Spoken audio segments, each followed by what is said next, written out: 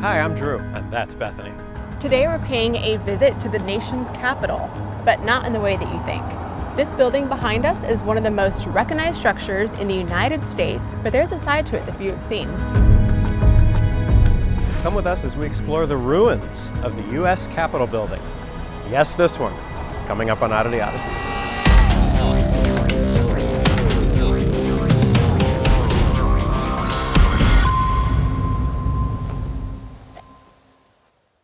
So we're in our rental car and we have no idea how to work things. Never mind. I don't think we'll be getting our deposit back. Lincoln Memorial's right behind us. We're passing by all these wonderful monuments, but we are not trying to see those. Driving through DC is like driving through a bowl of spaghetti.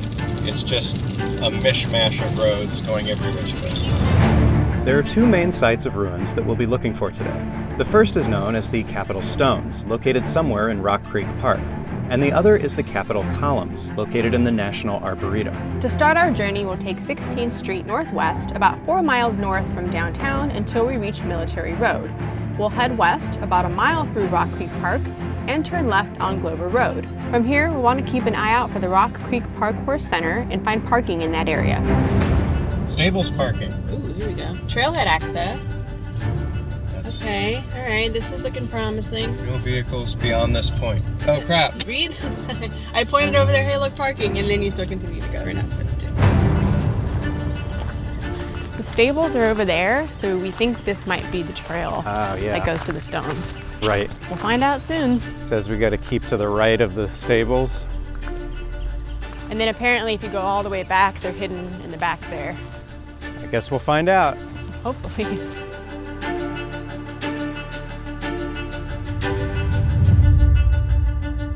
These woods are a little creepy. Yeah. But I love them. It's so nice and peaceful. Anyway, so according to the pictures I've seen online, we are on the path and they should be in this area, maybe 400 to 500 feet away on the right. Okay. If we're in the right area. I guess we'll know in 400 to 500 feet. Let me see, you said on the right? Yeah, they'll be on my right. Okay. So up there somewhere? Wait. Oh. Wait. Oh my gosh, she sees them. What is that? Here they are. We're here. That's Do you definitely see a piece. Oh my god. Oh, they're like scattered all over the place. All right, let's go. Oh my gosh. Don't give me any ideas. You found them. Oh my god, it's it. It said online they were gonna move them, and it looks like maybe they've moved some of them, but there's still a lot of them left. Oh wait, there's an opening over there.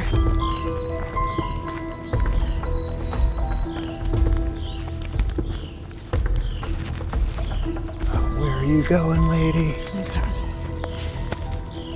Can you imagine what this would look like without the fence? It'd be so cool. Hang on. This is a piece of history. I have my hand on history.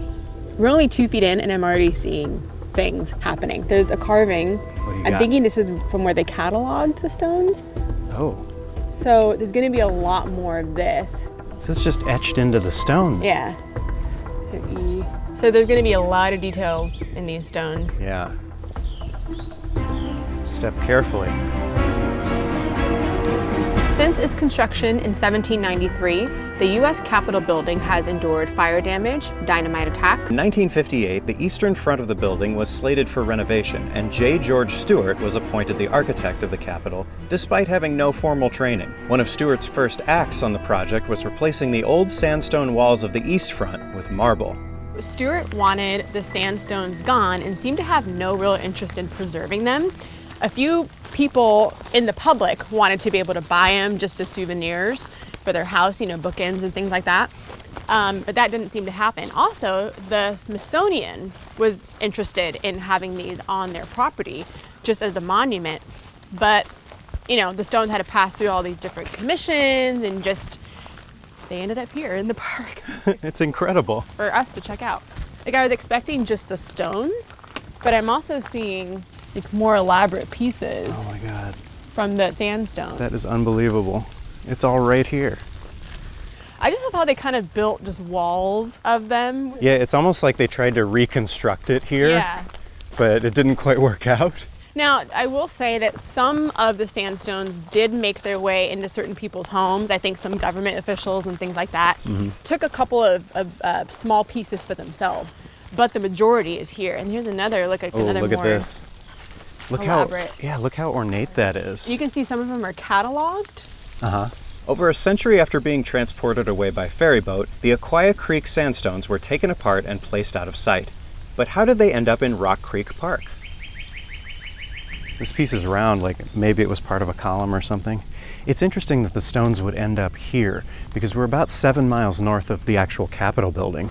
They were originally taken from the House of Representatives and moved to the Capitol Power Plant. And from there they were passed around between various commissions unsuccessfully until it was decided they would just be dumped here at Rock Creek Park.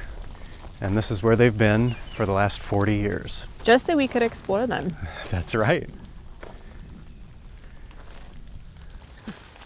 So these stones look very sturdy, but they were replaced with special Georgia white marble, which is what you see at the Capitol today. But they always kept a few of these on hand, just in case the White House needed restoration. So there still might be a few of these sandstones at the White House. Brilliant idea. Although at this point, these stones might be in more need of restoring. They've been in the elements, just like we are today. Yeah. I think I have ice in my hair. I know, it's sleeting or something. So this is probably the last time we're seeing the stones because they're currently in the process of being moved to a more secure facility. But this is not the end of the oddity because there are other ruins of the Capitol that we have to go find. Oh. So back to the car. Let's get going. I keep forgetting this is our car because it's the rental car. Rental. Our second destination is the Capitol Columns, located somewhere inside the National Arboretum, about 4 miles east of downtown DC. These should be much easier to find, near the intersection of Ellipse and Beechwood Road. The National Arboretum. Do you see the columns? Nope. So it should be close. It's like a nice park area. A lot of people are taking photos. This is very nice. Very nice. I feel like they might come out of nowhere. Is what's gonna happen. Oh, nowhere. Oh, that's where all the people are. Yay! Now, the story of the stones in Rock Creek Park just isn't complete without a side trip to the National Arboretum to see the Capitol Columns. These Corinthian columns are a little bit more obvious than the Capitol stones and are still in the same pristine condition that they were in the 1800s. I'll say. Let's go have a look. They're a lot taller than I thought they would be. Yeah. So the columns were removed from the east portico of the Capitol during the 1958 renovation. They were removed because when the Iron Dome was complete, they didn't make it look very even and it was almost unsightly. It had to do with the size of the columns. Yeah, it was way too big. Yeah. The dome was a lot bigger than they thought it would be. Right, and these weren't going to support it very well. So they were removed and put here, but not without a lot of paperwork and decision on where to put them for everyone to enjoy. Ah. Not like the stones. Right, that were just dumped. I'm noticing too there's a lot of, probably from donors, a lot of engravings over here. Oh yeah, let's take a look at that.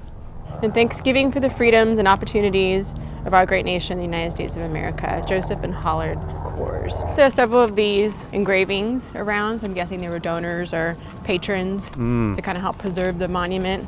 There are actually only 22 of the original 24 columns standing here today. The other 2 were broken and placed in the Arboretum's azalea collection. However, I'm thinking this might have been the top of one of them as well. I mean, that would be a good way to repurpose a broken one. Definitely. And this one is broken, as you can see there. Wow, look how ornate this is. I can definitely understand why they wouldn't want to stand this one up with the rest and have pieces of column raining down on people. But this is, you can also see what the tops look like without having to climb up the columns. Yeah, you can get close to them. If I'd known that, I wouldn't have climbed up the columns earlier. Oh. I didn't climb up the columns. So similar to the Rock Creek stones, the columns were also placed in storage for about 20 years until they found a new champion, Ethel Garrett, who brought them out to see the light of day here at the Arboretum. Well, they will stand forever. Yep, I hope. except this one. Today, the Capitol building remains the iconic meeting location of the nation's legislature. But let's not forget the artfully designed remnants that once held up this iconic building as it stood witness to inaugurations, formations of laws, and pivotal moments in American history.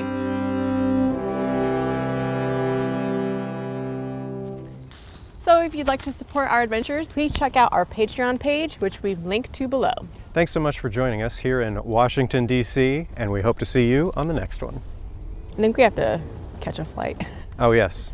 Which way was the airport? I'm going this way.